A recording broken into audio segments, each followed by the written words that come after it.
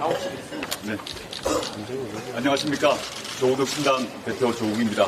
오늘은 정말 참담한 날입니다. 다들 기자 여러분께서도 밤새셨을 것인데 저희도 마찬가지입니다.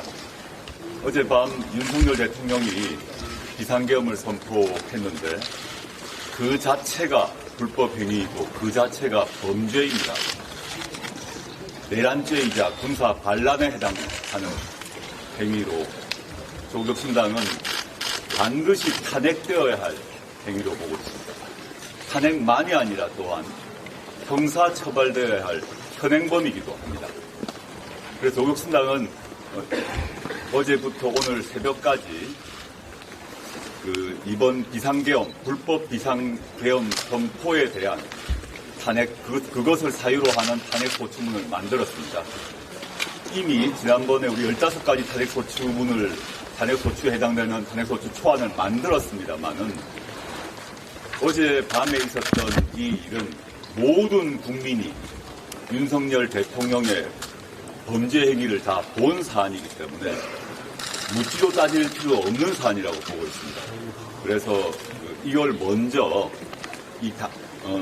어젯밤에 있었던 비상계엄, 불법적 비상계엄을 탄핵 소유로 하는 별도의 탄핵소추문을 만들었고 오늘 발표하기에 이렇습니다.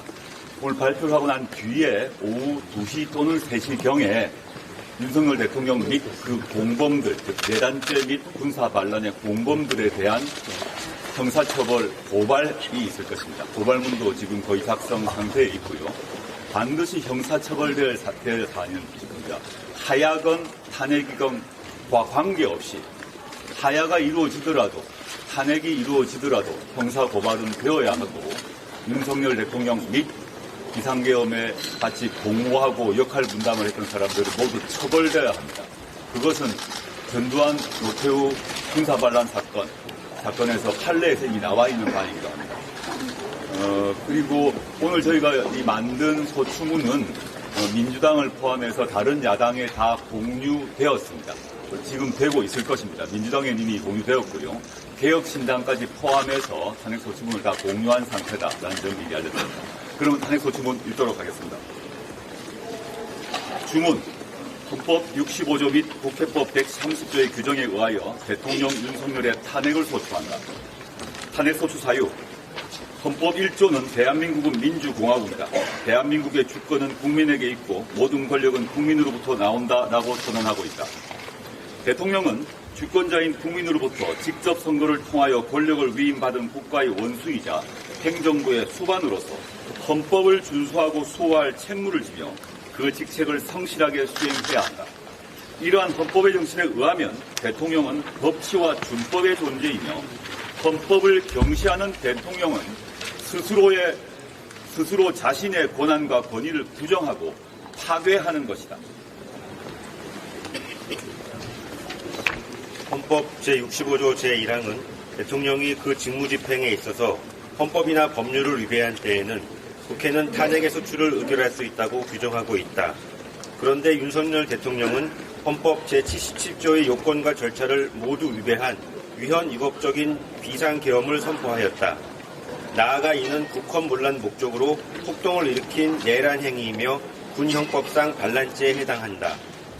헌법을 준수하고 민주공화국 대한민국을 수호해야 할 대통령이 국헌문란 목적으로 군 병력을 동원하여 폭동을 일으키고 반란 행위를 저지른 행위는 주권자인 국민을 배반한 반헌법적인 폭거이다.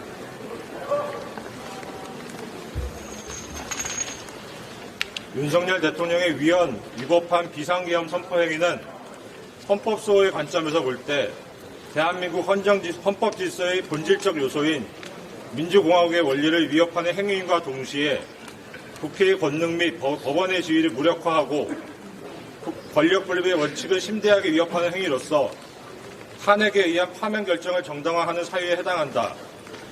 이에 윤석열 대통령을 파면함으로써 헌법을 수호하고 손상된 헌법 질서를 다시 회복하기 위하여 탄핵소추안을 발의한다. 구체적인 탄핵소추 사유는 다음과 같다.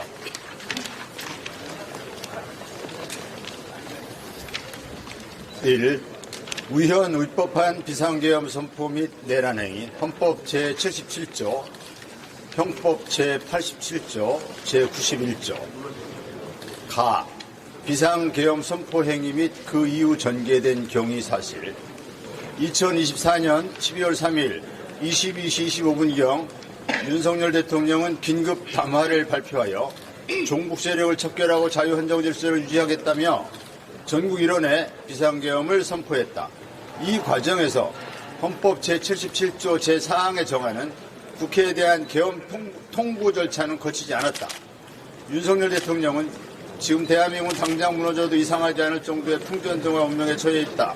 북한 공산 세력 위협으로부터 자유대한민국 수호와 우리 국민의 자유와 행복을 약탈하고 있는 파렴치한 종북 과학국가 세력들을 일거에 척결하고 자유헌정 질서를 지키기 위해 비상계엄을 선포한다고 발언했다. 윤석열 대통령은 계엄사령관에 육군총장, 육군참모총장, 육군대장 박안수를 임명하였다. 이후 국방부는 전군 주요 지휘관 회의를 개최하고 전군의 비상경계 및 대비태세 강화 지시를 내렸다. 계엄사령관의 육군참모총장, 육군대장 박안수는 비상계엄 포고령을 발표하였다. 한편 비상계엄 후 국회에 진입한 수도방위 사령부 특수임무대가 우원식 국회의장, 이재명 더불어민주당 대표, 한동훈 국민의힘 대표에 대한 체포와 구금을 시도한 것으로 확인되었다.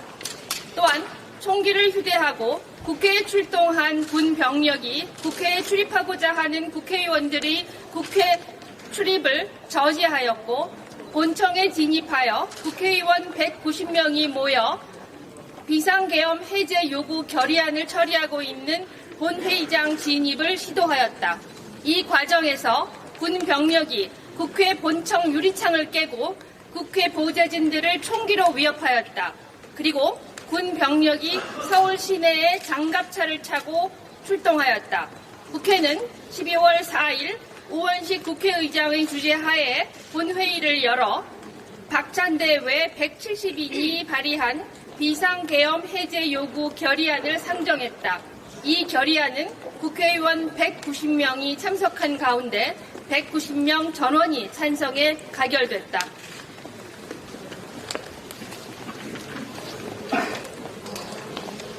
나 헌법과 법률 위반 1. 비상계엄 선포 행위의 헌법, 계엄법 위반 여부. 비상계엄이 선포된 때에는 법률이 정하는 바에 의하여 영장제도, 언론, 출판, 집회, 결사의 자유, 정부나 법원의 권한에 관하여 특별한 조치를 할 수 있다.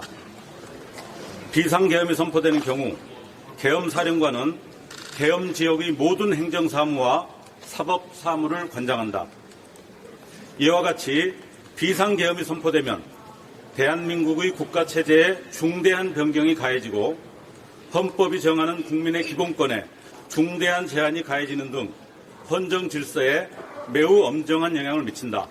따라서 비상계엄의 선포는 그 요건과 절차가 매우 엄격하게 준수되어야 한다. 그러나 윤석열 대통령의 이번 비상계엄 선포는 비상계엄에 관하여 헌법과 법률이 정하는 요건과 절차를 모두 위배한 위헌, 위법한 행위이다. 첫째, 비상계엄의 실체적 요건에 관하여 헌법 제77조 제1항은 계엄의 요건을 전시, 사변 또는 이에 준하는 국가 비상사태에 있어서 병력으로서 군사상의 필요에 응하거나 공공의 안녕 질서를 유지할 필요가 있을 때로 규정하고 있고, 계엄법은 비상계엄의 요건에 관하여 전시, 사변 또는 이에 준하는 국가 비상사태 시 적과 교전 상태에 있거나 사회 질서가 극도로 결함되어 행정 및 사법 기능의 수행이 현저히 곤란한 경우에 군사상 필요에 따르거나 공공의 안녕 질서를 유지하기 위하여라고 규정하고 있다. 그러나 이번 비상계엄이 선포된 2024년 12월 3일 이전에 헌법이 정하는 전시, 사변 또는 이에 준하는 국가 비상사태로 볼 그 어떤 징후조차 전무하였고, 계엄법이 정하는 전시, 사변 또는 이에 준하는 국가 비상사태 시 적과 교전 상태에 있거나 사회 질서가 극도로 결함되어 행정 및 사법 기능의 수행이 현저히 곤란한 경우로 볼 상황 자체도 존재하지 않았다. 이 시기 대한민국은 지극히 평온한 상황에 있었다. 둘째, 절차적으로도 윤석열 대통령의 비상계엄 선포 행위는 헌법과 법률을 위반하였다. 헌법 제77조 제4항 및 계엄법 제4조 제1항은 계엄을 선포할 때에는 대통령은 지체 없이 국회에 통고하여야 한다라고 규정하고 있는데 윤석열 대통령은 이와 같은 국회 통고 절차를 전혀 이행하지 않았다. 2. 비상계엄 선포 행위의 형법상 내란죄 해당 여부. 이와 같은 윤석열 대통령의 비상계엄 선포 행위는 형법상 내란죄를 구성한다. 형법 제87조는 대한민국 영토의 전부 또는 일부에서 국가 권력을 배제하거나 국헌을 문란하게 할 목적으로 폭동을 일으킨 경우를 내란 행위로 규정하고 있다. 그리고 형법 제91조는 내란에 있어서 국헌 문란의 정의를 두 가지로 나누어 첫째, 헌법 또는 법률에 정한 절차에 의하지 아니하고 헌법 또는 법률의 기능을 소멸시키는 것. 둘째, 헌법에 의하여 설치된 국가기관을 강압에 의하여 전복 또는 그 권능 행사를 불가능하게 하는 것이라고 정의 규정을 두고 있다.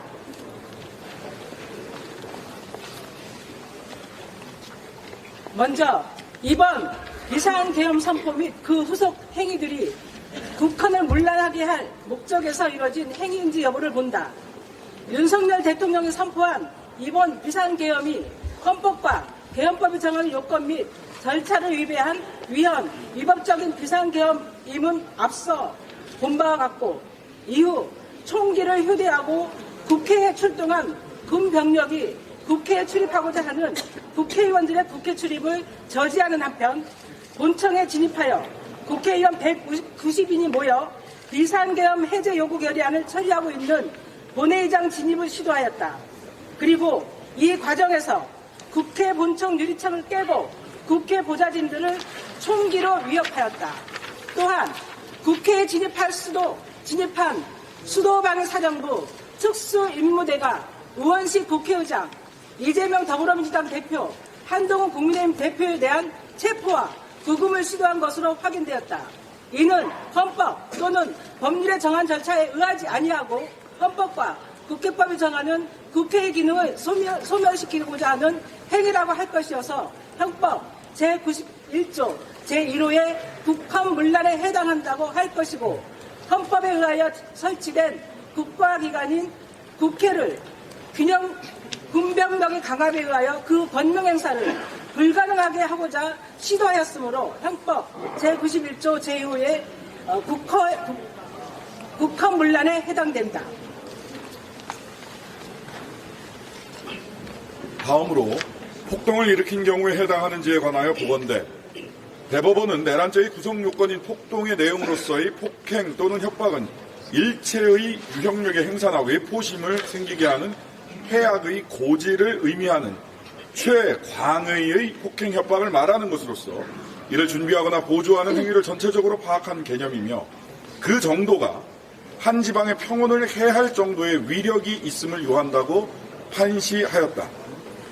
당시 국회에 진입한 수도방위사령부 특수임무대는 우원식 국회의장, 이재명 더불어민주당 대표, 한동훈 국민의힘 대표에 대한 체포와 구금을 시도하고 총기를 휴대한 다수의 군병력이 국회에 출입하고자 하는 국회의원들의 국회 출입을 저지하는 한편 국회 본청에 진입하여 당시 본회의가 열리고 있던 본회의장 진입을 시도한 것은 일체의 유형력의 행사나 외포심을 생기게 하는 해악의 고지에 해당하며 또한 당시 군병력이 서울 시내에 장갑차를 타고 출동하였는 바 앞서온 군병력의 국회 진입과 종합할 때 그 정도가 한 지방의 평온을 해할 정도의 위력이 있다고 보는 것이 합당하다. 따라서 이는 형법 제87조가 정하는 폭동에 해당한다고 할 것이다. 3. 비상계엄 선포 행위의 군 형법상 반란죄 해당 여부. 군형법 제5조는 작당하여 병기를 휴대하고 반란을 일으킬 경우 그 수괴는 사형에 처하는 등의 규정을 두고 있다. 앞서 본 바와 같이 윤석열 대통령이 선포한 이번 비상계엄 선포가 헌법과 계엄법이 정하는 요건 및 절차를 위배한 위헌위법적인 비상계엄이고 이후 총기를 휴대하고 국회에 출동한 군 병력이 국회에 출입하고자 하는 국회의원들이 국회 출입을 저지하고 국회에 진입한 수도방위사령부 특수임무대가 우원식 국회의장, 이재명 더불어민주당 대표, 한동훈 국민의힘 대표에 대한 체포와 구금을 시도하는 한편 헬기에 분승한 군 병력이 총기를 휴대하고 국회에 출동, 본청에 진입하여 국회의원 190인이 모여 비상계엄 해제 요구 결의안을 처리하고 있는 본회의장 진입을 시도하였는 바 이로써 윤석열 대통령은 계엄사령관, 육군참모총장, 육군대장 박안수 등과 공모하여 작당하여 병기를 휴대하고 헌법기관이 권능 행사를 무력으로 저지하고자 반란을 한 경우에 해당한다고 할 것이다.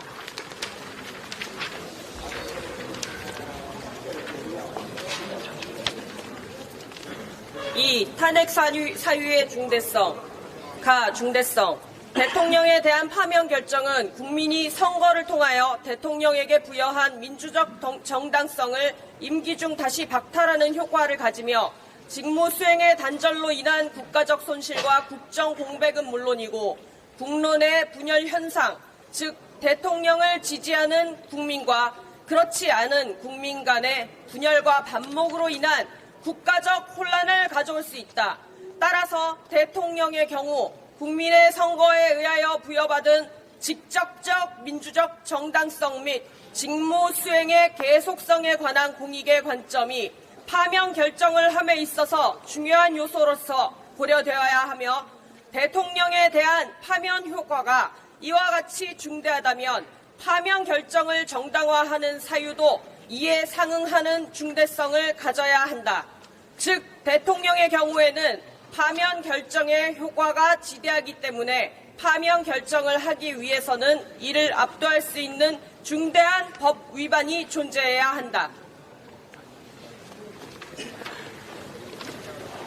탄핵 심판 절차가 궁극적으로 헌법의 수호에 기여하는 절차라는 관점에서 본다면 파면 결정을 통하여 헌법을 수호하고 손상된 헌법 질서를 다시 회복하는 것이 요청될 정도로 대통령의 법 위반 행위가 헌법 수호의 관점에서 중대한 의미를 가지는 경우에 비로소 파면 결정이 정당화되며 대통령이 국민으로부터 선거를 통하여 직접 민주적 정당성을 부여받은 대의 기관이라는 관점에서 본다면 대통령에게 부여한 국민의 신임을 임기 중 다시 박탈해야 할 정도로 대통령의 법 위반 행위를 통하여 국민의 신임을 저버리는 경우에 한하여 대통령에 대한 탄핵이 정당화된다.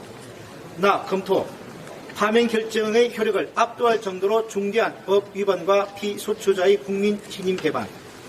대통령 윤석열은 2022년 5월 10일 대통령으로서 취임한 이래 국민의 목소리에 전혀 귀를 기울이지 않고 시종일관 불통으로 일관하면서 정체를 알 수 없는 무속인의 주장에 빠지는 등 자신만의 아집에 몰두하는 한편 이태원 참사에 제대로 대응하지 못하여 수도 서울에서 한밤중에 159명의 생명이 목숨을 잃는 사태를 초래하고도 행정부의 수반으로서 무책임한 모습으로 일관함으로써 국민의 생명과 안전, 행복에 전혀 관심을 기울이진 않았고 공감을 보이려 노력조차 하지 않았다. 먼저 옷차림에 대해서 양해를 구합니다. 가장 빨리 들어와야 했고 의회를 떠날 수 없었습니다. 계속 읽겠습니다. 또한 소위 가치외교라는 기치하에 지정학적 균형을 도외시한 채 북한과 중국, 러시아를 적대시하고 일본 중심의 기이한 외교정책을 고집하며 일본의 경조대 인사를 정부 주요 직위에 임명하는 등의 정책을 펼침으로써 동북아에서 고립을 자초하고 전쟁의 기운을 촉진하여 국가 및 국민의 안전 수호라는 대통령으로서의 기본적인 소임을 내팽개치고 있다. 아울러 오로지 국민을 위해 공정하게 복무해야 할 검찰과 감사원 등 사정기관을 동원하여 야당 등 비판적 세력과 전 정부 인사를 압박하면 국민의 지지가 돌아올 것이라는 비합리적이고 퇴행적인 사고에 몰두하여 균형 잡힌 정책이나 정치 정상화 등을 위해 전혀 노력하지 않았고 국회가 입법한 법률을 무시하고 이에 반하는 대통령령을 비정상적으로 몰아붙이면서 언론 장악 등 결과를 위해서 형식적인 법률에만 부합하면 된다는 우리 헌법의 실질적 법치주의에 반하는 편협한 사고로 일관하여 전국이 경색되고 사회 문화가 위축되는 부정적인 효과만 축적되면서 국민의 기대와 지지는 더욱더 멀어졌다.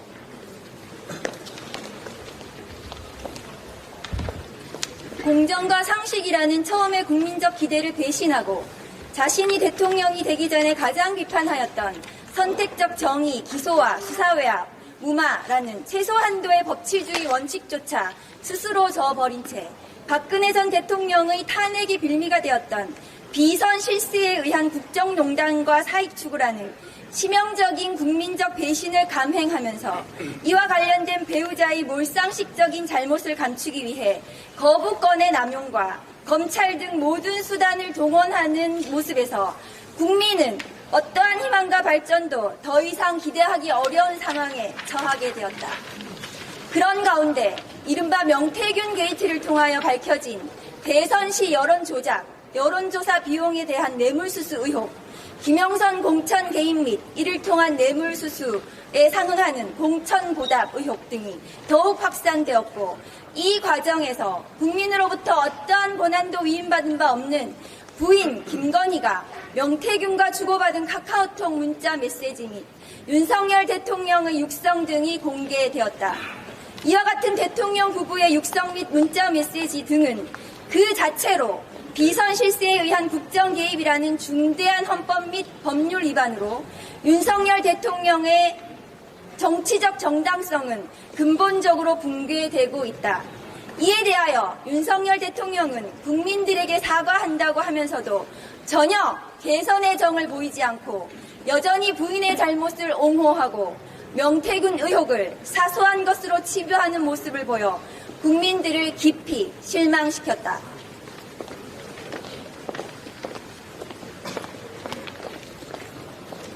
이와 같은 상황에서 윤석열 대통령은 스스로 자초한 정치적 위기를 타개하고자 긴급하고 비상한 헌법적 위기를 극복하고자 헌법이 정해둔 비상계엄령을 선포함으로써 국회와 법원의 기능을 정지시키고 집회 결사의 자유, 언론에 대한 검열 등 국민의 기본권을 제약하고자 하였다.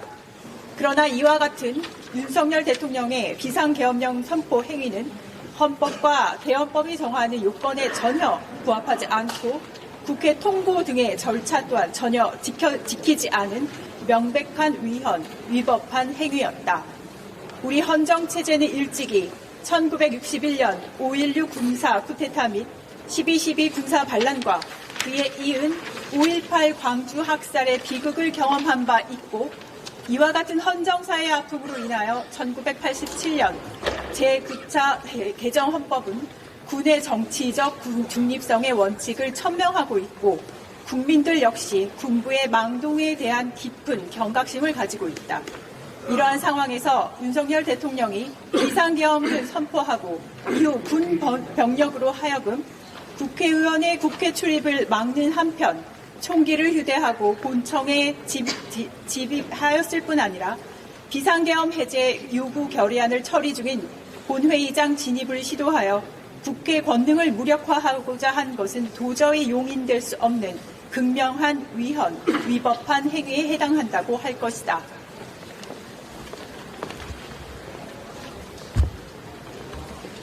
이와 같은 비상계엄 선포에 관한 윤석열 대통령의 중대한 헌법과 법률 위반은 민족 정당성의 단절이라는 파면 결정의 효력을 압도할 정도로 크며 국민들이 이번 비상계엄 시 군의 국회 진입 등 망동을 목도함으로 인하여 받은 충격의 크기는 윤석열 대통령 임기 중 국민의 신임을 다시 회수하기에 충분할 정도로 심각하고 되돌리기 어려운 상황으로 봄이 합당하다.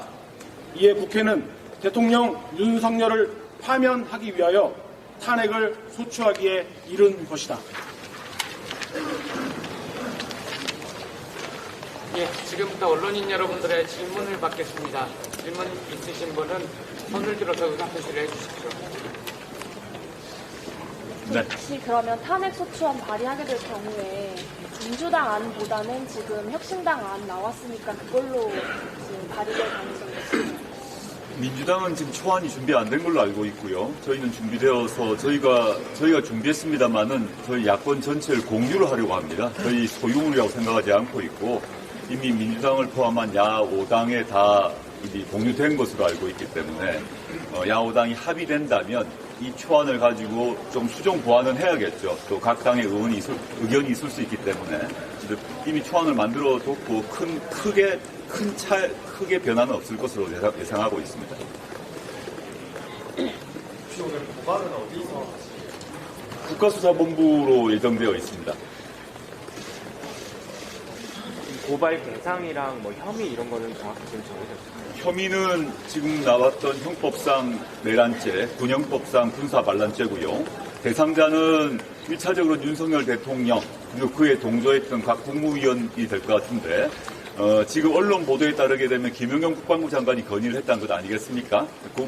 그 김용현 장관이 포함될 것 같고 또 언론 보도에 따르게 되면 법무부에서 이 위헌적이고 위협적인 비상계엄을 논의한 것으로 알고 있습니다. 그렇다면 법무부 장관 역시 고발 대상으로 지금 생각하고 있습니다. 더 아마 추가적으로 나올 것 같은데 현재까지 보도된 바로는 3사람이 지목될 수 있을 것 같고요. 그 다음에 군을 실제 동원했지 않습니까? 그러면 그 군부대의 명령을 내린 사람, 고위 장성들이겠죠. 그걸 추가적으로 하나하나 확인 후에 하도록 할 것입니다. 예, 여기까지 하겠습니다. 고맙습니다. 네, 감사합니다.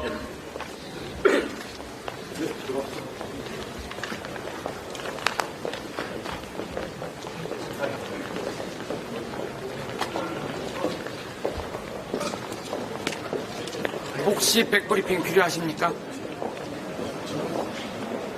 궁금한 거 다 해소되셨죠? 네.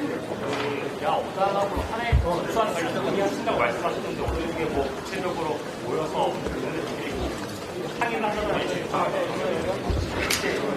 예, 아마 오전 중으로 모일 것 같습니다.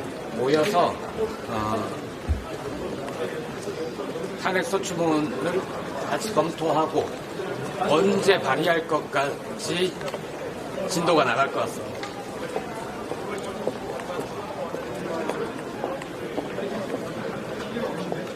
없으시면 가겠습니다.